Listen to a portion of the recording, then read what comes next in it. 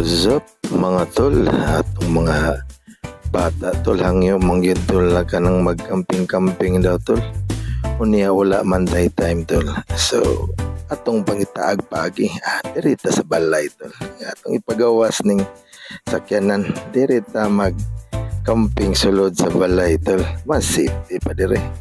Practice lang taanay abrian ng tentol para ig-final wala na anas na kayo.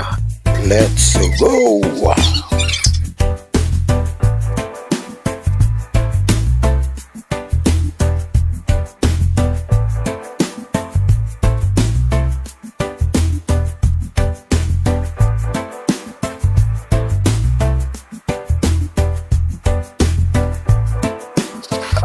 Ready na ang tarantol. Naanay kama, naanay ulan, naanay mga suga.